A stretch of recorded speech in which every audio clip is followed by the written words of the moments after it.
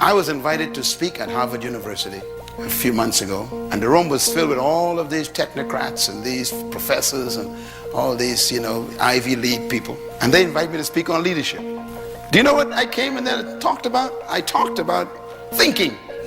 When I was finished, first standing ovation ever at Harvard University, they said. They had never heard anybody get into their heads before. I exposed those who were racist. I showed them that your thinking is your philosophy that destroys the way you treat people in your department.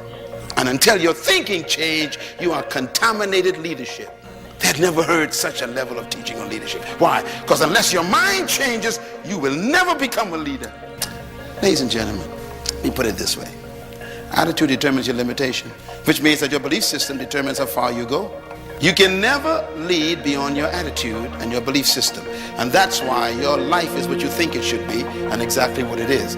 Attitude is the manifestation of your personal philosophy.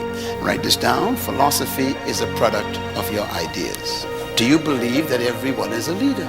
You have problems with that. And I understand, because the culture doesn't allow it. Could you imagine going to work tomorrow telling your boss, I am a leader too? You just have problems with that. People tell me, they have a PhD in physics, and I laugh at them. I say, really? So what does that mean? That means nothing to me. That doesn't make you better than me. Your education doesn't change your human value. We are still equal as humans. And I do know some things you don't know. So we got to be careful. Our philosophy, our ideas is the source of our philosophy.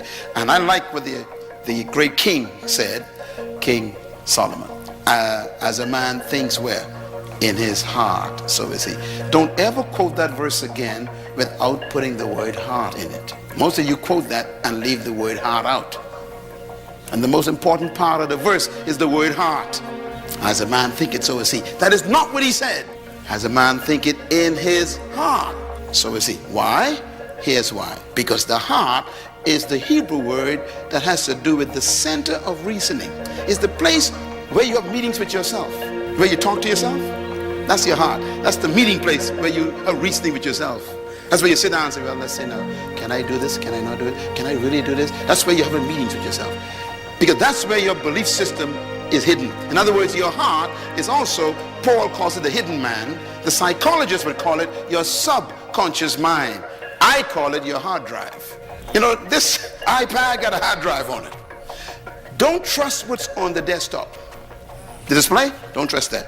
The stuff on the inside, that's the real thing. Now, what is your heart? Your heart is the place where you keep all the ideas you collected all your life, the ones you believe, you keep it. So when you hear the word heart in the Bible, don't point at your chest, point at your head. Blessed are the pure in heart. Don't go to your chest. Religious people go to their chest. The pump in your body is not impure. It's doing its job, pumping blood. So, blessed are the pure in heart. Ain't nothing to do with your pump. It has to do with your mind. Are your thoughts pure? Are you thinking with purity? So, he says, as a man thinketh in his heart, so is he. As a man thinks in his subconscious mind. What have you downloaded as your software on your hard drive that you believe? Every time someone presses a certain button in your life, whatever is there comes up. For example, there's some of you black people in this room. When a white man comes into your department, you become very nervous. And when a black man comes, you act like you don't care. In other words, there's something in your heart, your hard drive still got some problems. There's some viruses. You're sick. It's there on your hard drive. 40 years of struggle and you're still there. You ain't free yet. You just delivered. Deliverance is when you leave Egypt and enter the wilderness. Freedom is when Egypt leaves your mind. So stop telling people you're free. You are still in the wilderness. And notice what God did in the wilderness, He kept them going around in circles. 40 years going around in circles. My wife and I had an experience, I'll never forget this. We went from Israel to Egypt. And, we were going to visit Egypt for the first time. And this years ago we went there. We've been there a couple of times. And, man, the aircraft took off. And I'm getting excited. I'm going to see Egypt. I'm going to see Pharaoh, remains of the, all this stuff. Get excited.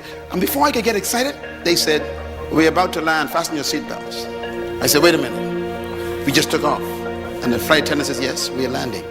I said, well, we just left. She said, yes, but we're landing. I said, what are you talking about? It's only been 20 minutes. She said, yes, we are in Egypt. 20 minutes. We are in Egypt. I said, what are we doing in Egypt already? She says, Cairo is only 20 minutes away. No, you didn't hear what I just said. Okay, let me explain it to you. It took Moses then 40 years to go from Egypt to Israel, where I was. 20 minutes.